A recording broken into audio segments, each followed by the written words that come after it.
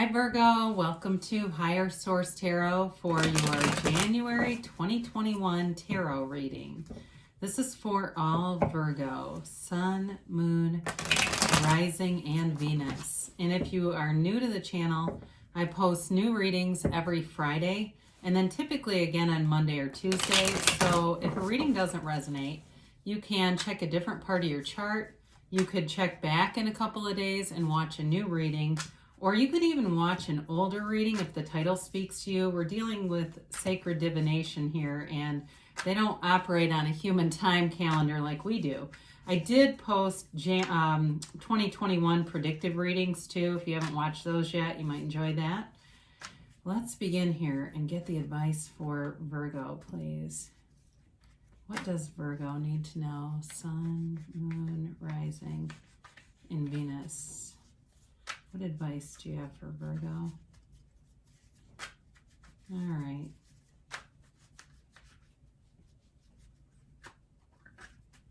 Cards are a little sticky today. I don't know what the deal is there, but I guess we're going to find out. So we'll do our tarot reading. I'm going to leave that out because I wasn't really paying attention and it popped out, so it must be important, and we'll use it as a clarifier. All right, so we will begin here with your current situation as the Ace of Wands. The immediate influence is the Page of Swords. You've got the Six of Pentacles in your destiny, the Two of Cups in the distant past, the Page of Wands in the more immediate past, the Empress in the near future. You're represented here by the Moon. Interesting. So you've got the Moon and the Star. Now, those are typically in opposite order in the deck, but I do like it that they're together. So the Star represents the person or situation you are experiencing. The Eight of Wands is your hopes and fears. The outcome is the Three of Pentacles.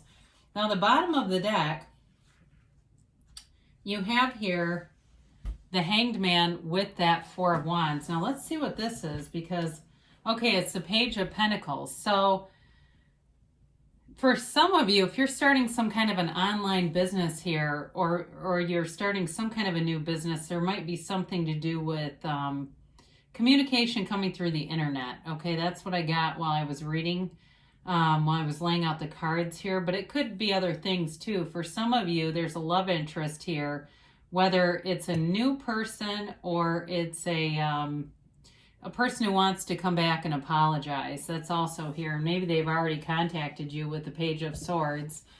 So the Ace of Wands is all about a new beginning. It's a new chapter, but it's also passion. It's like passion for something.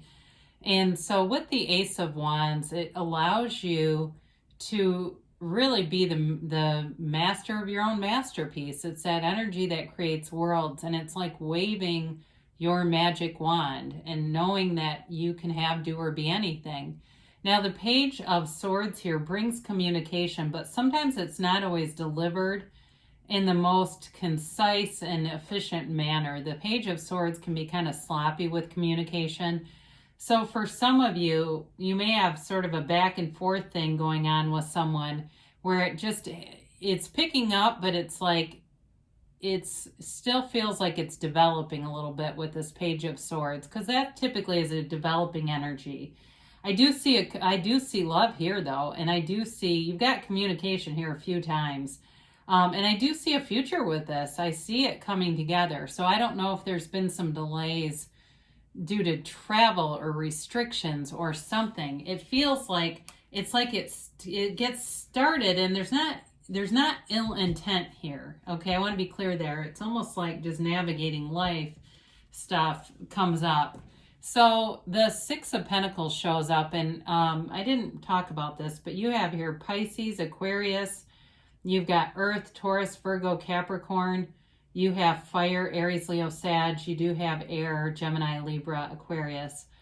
But in your destiny, this can be, it's certainly Earth, but it also can represent Libra too. So if you have that somewhere in your chart, just with the scales, okay?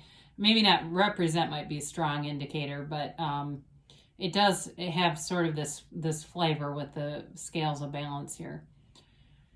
So this is all about giving and receiving. So I do feel for all of you, really, it's on your life path. It's part of your destiny to bring value to other people. And it may be your line of work, if you're something that is in the medical field at all, or something where you provide a service that people need. It could even be in some kind of telecommunications. Again, it's something that people want, and so you're paid for it. But it also, too, in terms of relationships, it's also about having reciprocity and a give and a take. For some of you, though, it does indicate an imbalance a little bit financially in relationships. Like either you or the other person that you're with always tends to make a little more than one person, and that is an agreement. That is something you'll have to agree upon, and as long as that's okay with you, and I guess it depends on which side that it goes, right? But either way, that is indicated here. But either way, there's a giving and receiving energy. Now, in the distant past, you had this Two of Cups. So I do feel for reconciliation, folks. You've got love. You've got love with this person who does want to mend fences. They want to come back. They want to talk, and they want to start a new beginning. But I feel very strongly they don't want to keep going over the past. So whoever is connected with that, you've got to move forward entirely. They say move forward in your entirety. Now, for some of you, if it's work related, there was a match at work. So even like a year ago, you may have started a new job that seemed, it could even be longer than that seemed like a great fit, and it was, and it is. But I do feel like you've had to overcome some things with this. There's been some obstacles. For some of you too, it can even be health related. So if you had something that came to your attention and you wanted to really change it in terms of health, you've got a nice little bit of energy here to do that. But I do feel like that can be related to quite a few different areas, so I want to connect that. So the Page of Wands is in the more recent past, and this again is that cheerleader energy, taking action, moving forward. So again, if it's a health related situation, it is about making some changes and taking direction too. So you get the good advice and then you move forward with it. In terms of work, it's those obstacles. It's being able to work around them, to be able to think outside of the box. And you might work with an Aquarius because they're good with that kind of creative thinking outside of the box, not getting too down if there's too many problems that seem to reoccur, even though this is fire energy. So, he's got this wonderful encouraging spirit. So it is people around you encouraging you, uplifting you. If you went through some kind of a breakup, you may find that you had some lighthearted friends who just knew, when to make things funny, when to be easy, and when to not take life so seriously. So be in action, but don't take it so seriously. And then the Empress shows up, and she's the mother of the tarot, the creator of the material world, and there's new growth and opportunities showing up for you here, Virgo. For some of you, it may be even in terms of your house. Let's just look at this. It may be some kind of an improvement project on your house. And so some of this is like having some patience, being willing to work with contractors and things like that. But it has to do with a house for somebody here. In terms of a relationship, though, it's about moving forward with stability and having this like unwavering trust between the two of you. And there's love too. It's a very warm energy, but it's also very stable energy. So you've got nice aspects for money, but also for love. So the Empress is also too about mothering others or being mothered yourself. So you may, if it's not you who's kind of the mother of your workplace, you may have somebody else who comes in who's always baking and doing things for people, and they just like to have a work family. They want to make work like a family. So with this energy, though, it's a harmonizing energy, all right? So you're walking into something that brings you closer together with people, whether it's your chosen family, your work family, your actual biological family. It's you bringing all those elements together and really feeling loved. So you have here kind of an interesting card to represent you. You have the Moon here, Pisces energy. And again, for those of you that are on some kind of a new health kick, all things organic come from this this sea of water here, okay? So for some of you, it's an indicator of just getting down to eating real foods, whole foods, not all the processed stuff and things that have, even somebody here is getting like natural soaps, like there's plastic in something you've been using. I don't know. I guess I don't get much more than that, but it's really about wholly, like this whole body, mind, spirit connection. So the moon is also a law of attraction card. It's about setting your intentions, being very clear with the universe, and knowing that everything around you exists from within you. It's really being connected to that source energy and really recognizing how powerful you are. That's probably one of the biggest fears I think most people have in this. The issues that we can face with manifesting is not wanting to believe that, because it can be scary to really know it, but you are, and you're getting into alignment here. Now, for some of you, there are feelings here. If you've been trying to snuff out some feelings for somebody, it doesn't feel like that's working. That they're still there, and it's really like revealing, this time to reveal. And I love it that you have the star here, even though they're in opposite order, okay? Because the, this is 17, 18. I guess they did come out, yeah. But either way, it's 17, 18. So the star card is who you are attracting or the situation that you are involved with. And this is kind of interesting because both cards, this pool that's featured in the cards is actually the same pool. It's the seat of the soul. It's also in Temperance. So whenever you see that, know that that is really about a deep spiritual connection, but also knowing that it's an inside job. And so with the star card, this is a card of not only self-care and taking care of yourself, it's a rebirth, it's a recharge, it's a revitalization. So it can be the revitalization of a relationship, of your connection with source, or even in terms of a job, really coming alive no matter where you are. And it's wish fulfillment for you. So for some of you, you are going to have an outpouring of emotions with somebody, and it feels right. It feels like the next right thing to do. And for some, again, there's an X here, and I think you're going to change your perspective just based on the cards as I look at this, because that's part of what we're going to get into next. But the star is also a card of self-mastery. It's a card of really knowing who you are, accepting your circumstances, and knowing that, again, you're the creator of your own reality. So those outside circumstances really are to some extent irrelevant because you go within, you go deep within. It's also a card of meditation. So for some of you, it may even be going somewhere to do some kind of meditation practice.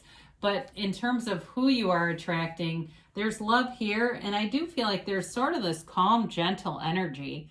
So if it's somebody new, I definitely feel like they're not hung up on their ex. They're not bringing along past baggage and things that you'd have to sort and sift through. There's a really pure energy about this, and I like it a lot.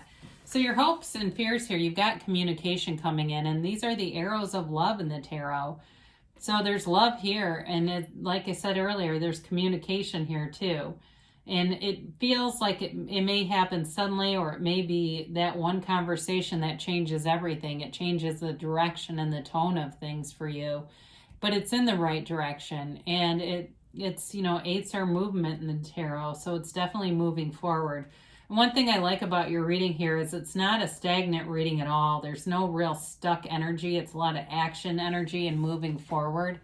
So the Three of Pentacles shows up, and this is all about building a firm foundation. It's about trust, collaboration, working together, harmonizing together. And so I don't know if this person could be in a band too. I know that seems random, but it really is like there's this harmonizing energy here, and it almost feels literal to me.